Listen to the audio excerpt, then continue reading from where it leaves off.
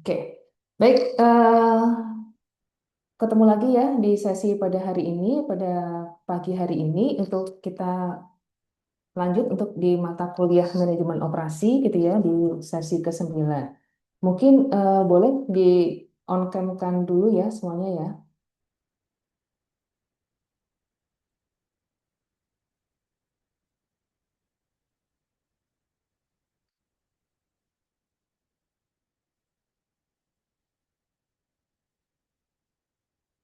Oke, ya, suara saya terdengar jelas teman-teman? Jelas Pengaruh. Ibu.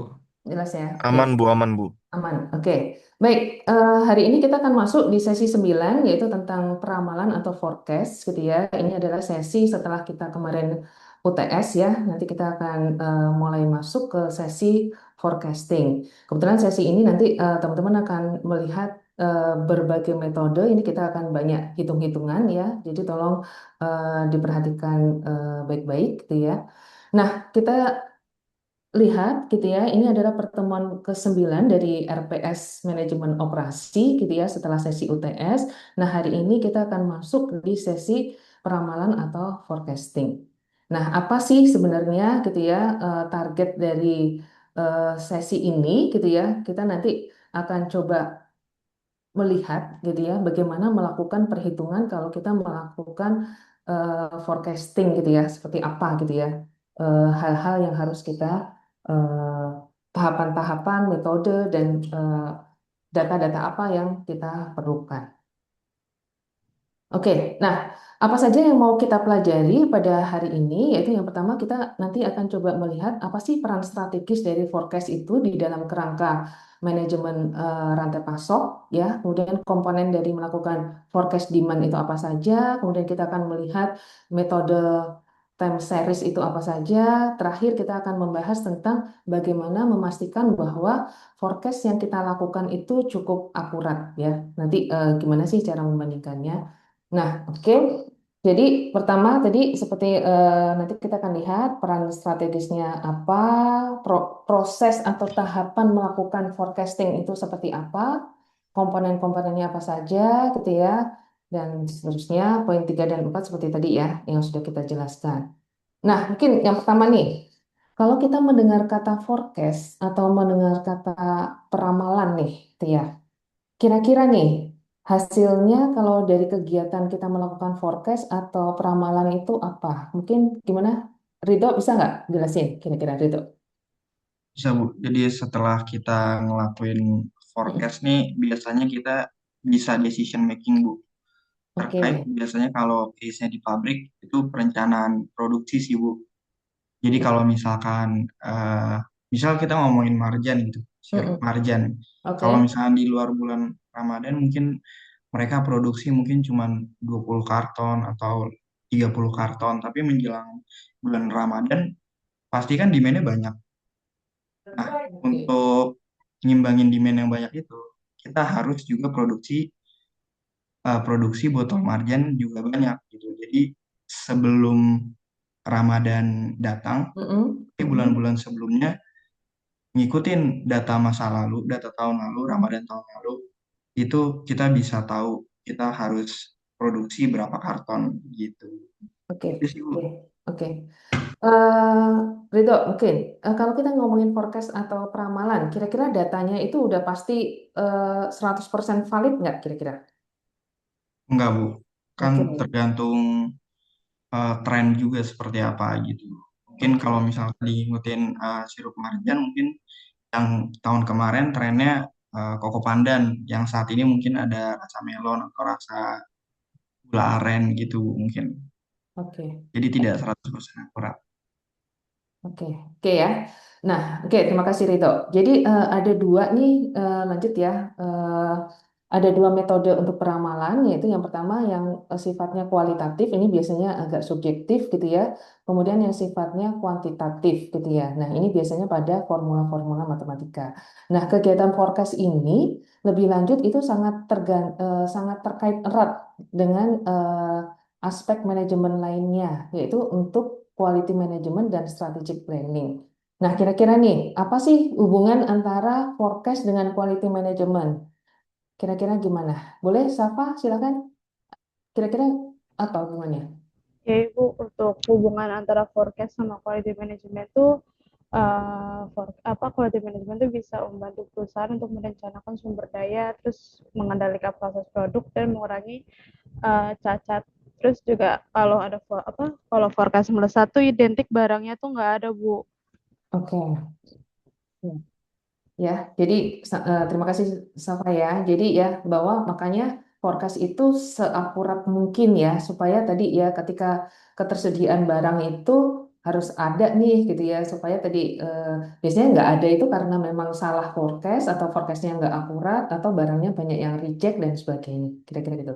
Kemudian ini juga terkait erat dengan strategic planning teman-teman ya forecast itu karena tadi ya ketika kita memforecast satu permintaan ke depannya itu bakal trennya naik atau meningkat gitu ya, mungkin kita juga perlu mempersiapkan tadi ya ekspansi pabrik gitu ya, ekspansi kegiatan produksinya dan sebagainya, atau penambahan modal kerja dan sebagainya. Kira-kira itu. Jadi ini kenapa ini adalah seberapa strategisnya forecast itu di dalam kerangka manajemen operasi atau manajemen rantai pasok. Nah, kemudian ini beberapa yang kita sudah lihat tadi terkait erat dengan kegiatan inventory gitu ya, kegiatan apa manajemen stok, bentar. Kemudian kegiatan untuk continuous replenishment gitu ya, teman-teman, bahwa tadi apa mengisi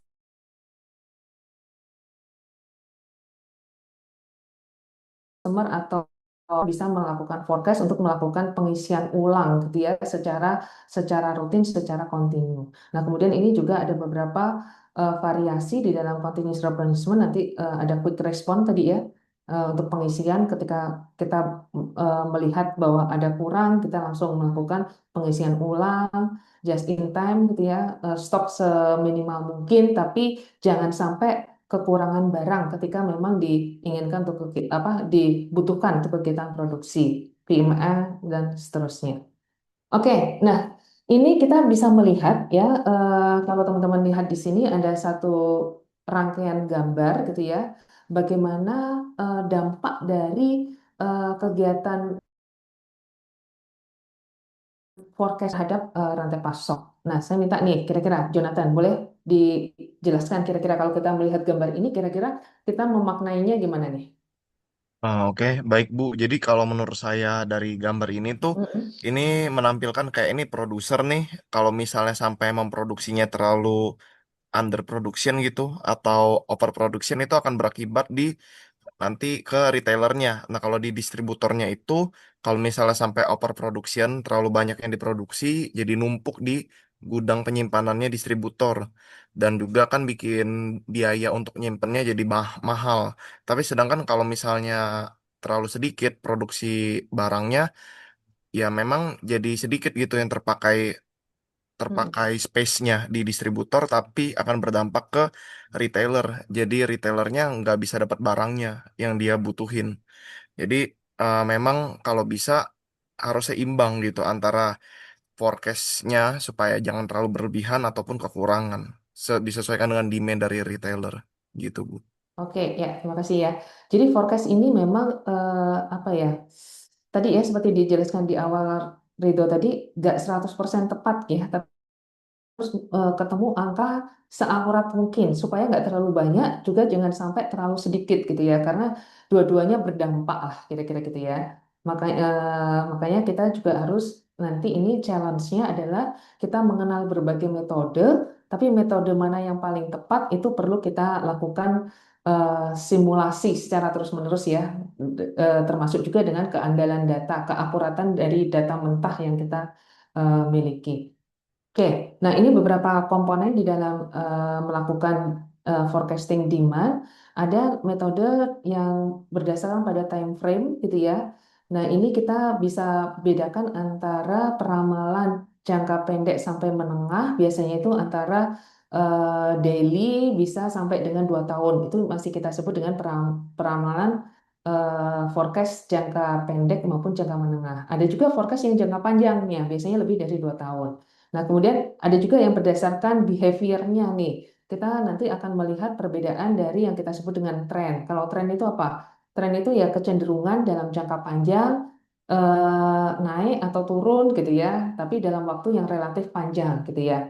Kalau random, random itu kira-kira polanya itu masih belum bisa kita prediksi gitu ya. Dia sangat random sekali lah, acak gitu ya. Kalau siklus itu ada pergerakan, tapi nanti bisa naik turunnya itu berulang gitu ya, mengikuti satu pola tertentu. Nah, kalau seasonal, satu lagi pola seasonal itu kita bisa identifikasi pergerakannya karena ada season-season tertentu. Contohnya, misalnya saat holiday, liburan anak sekolah gitu ya, ternyata permintaannya naik atau justru permintaannya turun, atau saat hari raya keagamaan dan seterusnya. Satu lagi komponennya kalau kita tadi ya sebab akibat dari satu perilaku gitu ya. Misalnya sekarang lagi kemarin ya mendekati apa Piala Dunia gitu ya. Nah, kita bisa memprediksi nih proyeksi permintaan jersey gitu ya, itu akan meningkat ya. Karena tadi ya ada hubungan sebab akibat gitu kira-kira. Oke. Nah, ini kita bisa lihat teman-teman grafiknya, pergerakannya, perbedaannya ya. Yang A ini yang gabungan antara tren dengan random, kita tetap bisa melihat pergerakannya cenderung naik gitu ya, tapi ada randomnya juga gitu ya. Ada itu ada pergerakannya seasonal itu kita bisa identifikasi asalnya season-season tertentu, ada juga gabungan yang D ini tren dengan seasonal pattern. Nah, ini bentuk-bentuknya. Nah, ini yang nanti teman-teman coba pelajari ya ketika nanti kita menganalisa forecast satu demand produk atau barang tertentu, ya kita lihat polanya akan seperti apa. Nah, metodenya secara umum ada tiga. Nah, mungkin kalau yang kualitatif ini yang kira-kira biasanya yang datanya itu belum ada atau produk baru gitu ya, sehingga kita butuh expert judgment gitu ya, biasanya kualitatif. Untuk di chapter ini kita nggak akan belajar tentang kualitatif, kita fokus di poin 1 dan 2 aja ya, yang time series dan regresi. Nah, kalau time series ini pada dasarnya kita pakai teknik statistik teman-teman, tapi kita menggunakan data historis ya, data masa lampau, tapi untuk memprediksi future demand. Ya, itu adalah jadi pasti udah ada datanya dulu nih gitu ya. Data-data yang sebelumnya seperti apa sehingga kita bisa memprediksi permintaan ke depannya seperti apa. Ya, yang kedua nanti yang akan kita pelajari metode dengan regresi ya atau kasual ya. Jadi mengembangkan formula matematika untuk melihat hubungan antara X dan Y, antara variabel satu dengan variabel yang lain gitu ya, yang kita memang sudah identifikasi bahwa ada hubungan tertentu gitu ya, sehingga kita tahu ketika X-nya naik sekian, Y-nya akan bagaimana gitu ya, atau ketika variabel satunya itu meningkat, variabel yang lain akan seperti apa. Nah, ini nanti kita ngitungnya pakai regresi. Oke, kita masuk ke tahap yang pertama dulu gitu ya, yang time series gitu ya.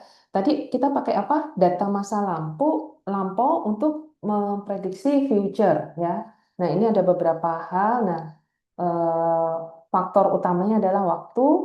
Ini ada istilah-istilah nanti teman-teman harus tahu ya, ada namanya naive forecast. Artinya kalau naive forecast itu apa? Bahwa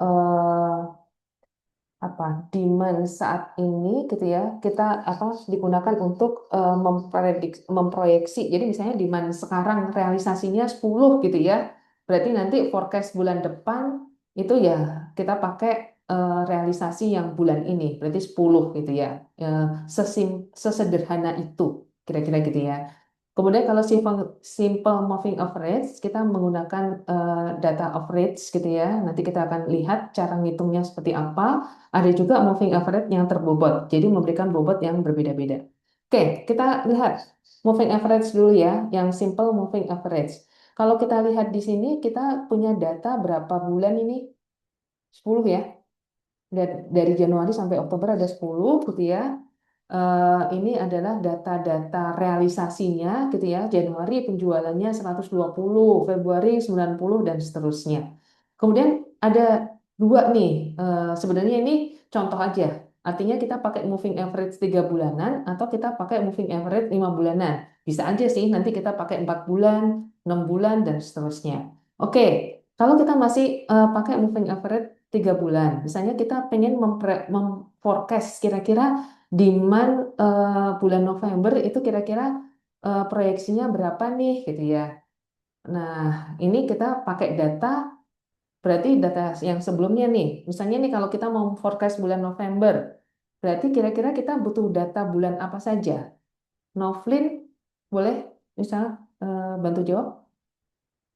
Kalau misalnya kita mau eh, ke bulan November itu kita butuh data bulan Agustus, September, sama Oktober. Oke, Agustus, September, Oktober ya. Oke, eh, ya betul ya. Agustus, September, Oktober. Ya, kita untuk memproyeksi November. Oke, kalau yang 5 bulan, kita butuh data bulan apa saja? Kalau untuk pengen proyeksi 5 bulan moving average untuk bulan November. Oke. Kalau 5 bulan itu Juni, Juli, Agustus, September, Oktober. Oke, ya, Juni, Juli. Oke, ya. Kira-kira gitu ya, teman-teman ya. Sederhana banget cara ngitungnya gitu ya. Tinggal kalau kita pakai 3 bulan berarti dibagi 3. Kalau kita pakai 5 bulan juga berarti dibagi 5. Oke, nah ini kira-kira kalau kita mau coba lihat grafiknya ada 3 bulanan, 5 bulanan gitu ya, kita plot gitu ya. Dari sini sebenarnya kita melihat masih realisasinya yang biru ya, masih agak jauh gitu ya, tapi sebenarnya yang lebih mendekati kalau kita lihat yang banyak data yang lebih mendekati realisasi yang pakai data yang eh, berapa nih? 5 bulan ya kira-kira. Nah, kalau terbobot gimana? Kalau terbobot moving average-nya gitu, kalau tadi itu langsung dibagi sama, misalnya moving average 3 bulan langsung dibagi 3, 5 langsung bagi 5. Nah, kalau terbobot itu kita kasih bobot yang berbeda-beda teman-teman. Misalnya nih, tadi yang 3 bulan kan kita untuk memproyeksi memforecast bulan November kita butuh data Agustus, September, Oktober nih. Tapi kita kasih bobot yang berbeda-beda.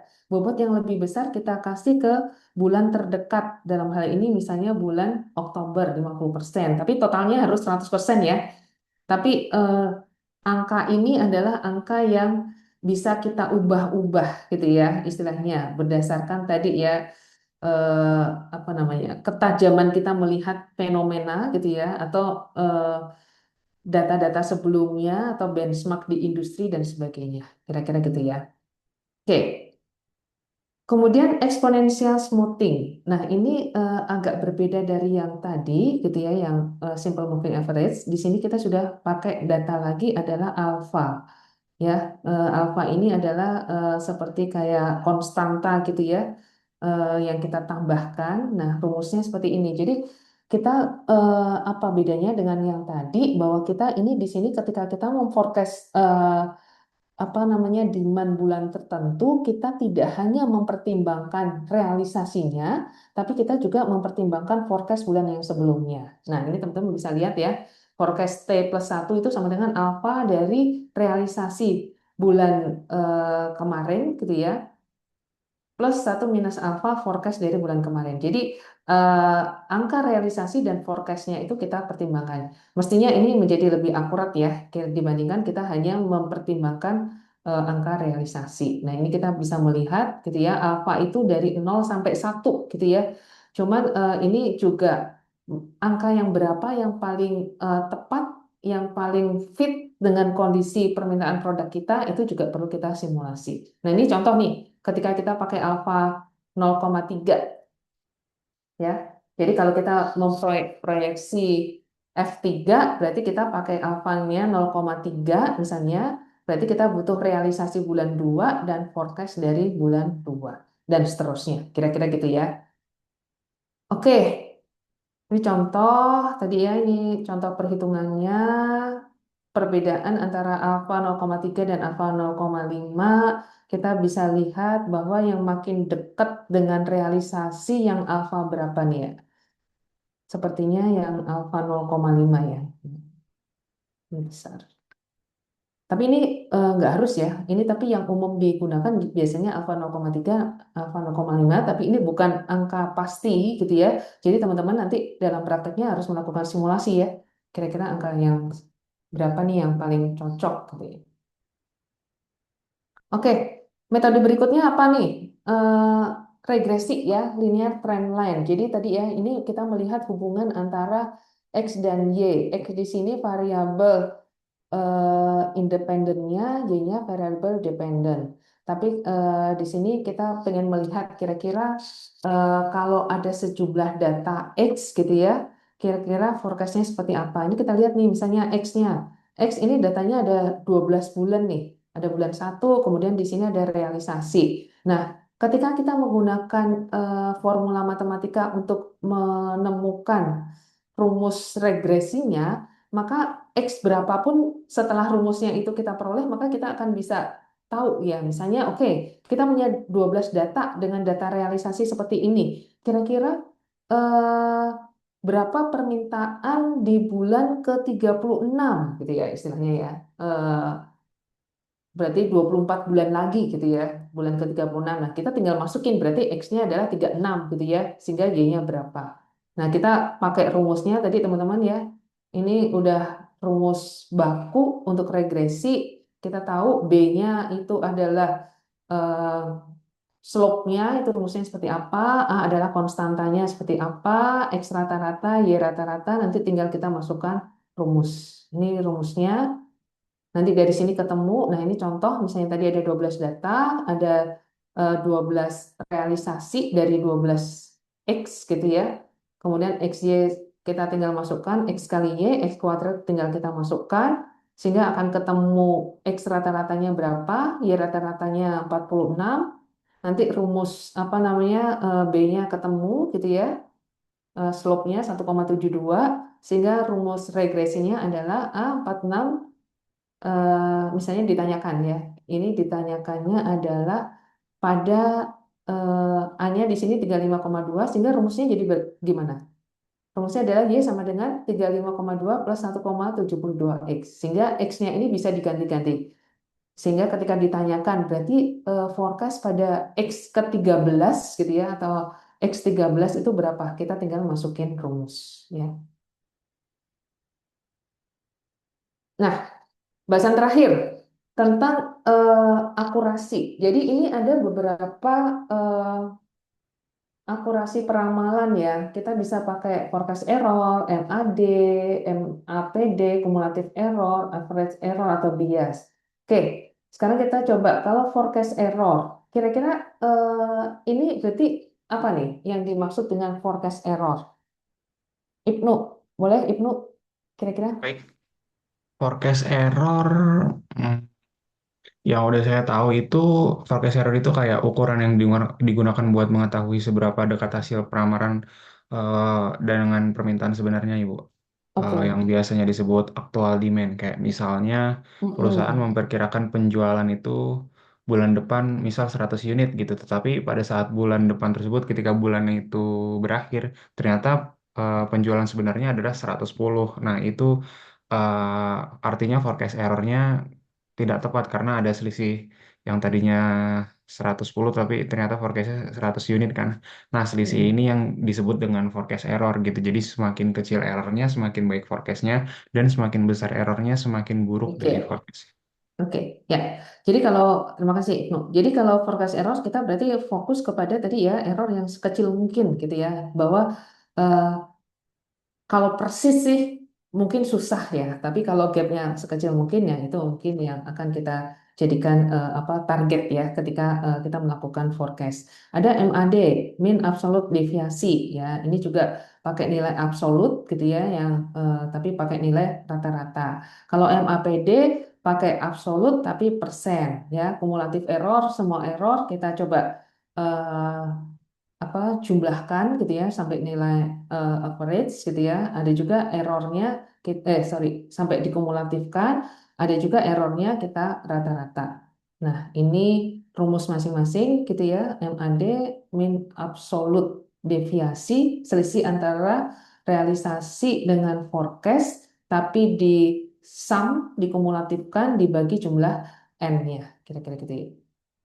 Oke, ini simulasi kita bisa melihat dari berbagai, membandingkan dari berbagai metode. Oke, ini rumus-rumusnya nanti teman-teman bisa lihat ya. Kalau average error berarti sigma dari error dibagi jumlah N. Kalau kumulatif juga gitu ya, berarti sigma error. Kalau MAPD ini yang persen ya, berarti dikalikan 100%. Jadi kita dapatnya adalah persentase. Oke. Nah, ini dari keempat metode itu, gitu ya, misalnya kita ingin membandingkan nih, ada 4 metode forecast yang tadi sudah kita pelajari, ada 4 parameter apa namanya akurasi yang sudah kita coba hitung juga. Kira-kira kalau kita punya datanya seperti ini, teman-teman, eh, kira-kira kita milih yang mana nih, kira-kira ya? Yang kira-kira menurut kita eh, tepat sesuai dengan kebutuhan kita. Boleh mungkin Hamisan? Ya, Bu. Mm, Kalau dari metode-metode forecast ini ya, saya ngelihatnya sih yang paling kecil errornya sih, Bu. Jadi mm, dari kalau misalnya yang exponential smoothing yang adjusted karena itu 3,81%, 7,5% dibandingin exponential smoothing yang lain yang hanya A-nya 0,3 mm, atau mm, 0,5. Tapi saya juga ngelihat yang linear trendline ini MAD sama MAPD-nya paling kecil juga ya, Bu. Jadi kalau tidak exponential smoothing linear trendline. mm. Ya, oke. Jadi nanti teman-teman kalau kita nanti apa namanya memilih yang mana gitu ya, tadi ya tergantung kebutuhan kita seperti apa gitu ya. Artinya sehingga yang penting kita tahu gitu ya kalau masing-masing parameter ini yang terbaik yang seperti apa, kira-kira kan gitu ya. Jadi kalau misalnya error gitu ya, error nih kita cari error yang paling kecil gitu ya. Jadi dari berbagai metode itu nanti teman-teman yang penting kita tahu cara ngitungnya. Nanti kita tinggal bandingin gitu ya, mana yang kira-kira apa paling akurat, paling kecil errornya itu yang akan kita pilih kira-kira gitu. Oke, nah karena kita udah tadi mengenal gimana cara ngitungnya, ini teman-teman boleh nanti di foto ya, ini di capture atau nanti ini saya upload di LMS. Ini adalah beberapa tugas atau latihan yang nanti harus teman-teman selesaikan gitu ya, secara berkelompok saja nanti didiskusikan gitu ya. Kemudian jawabannya di submit. Ini ada 5 soal ya kalau nggak salah, ada 5 soal. Oke, oke, ya. Oke, kira-kira itu bahasan pada hari ini. Bentar, ada pertanyaan? Nggak ada ya? Baik, tugas-tugasnya silahkan nanti diselesaikan, didiskusikan gitu ya. Nanti akan saya berikan feedback ya dari hasil penilaian tugasnya. Oke, kalau nggak ada pertanyaan, terima kasih teman-teman. Eh, saya akhiri perkuliahan pada siang hari ini. Oke, kita foto dulu bersama ya. Sebentar.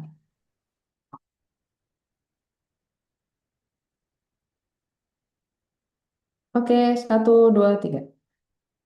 Oke, terima kasih. Saya akhiri ya. Selamat siang semuanya. Makasih Ya, Bu. Bu. Makasih, Bu. Makasih, Bu. Yuk, ya, oke.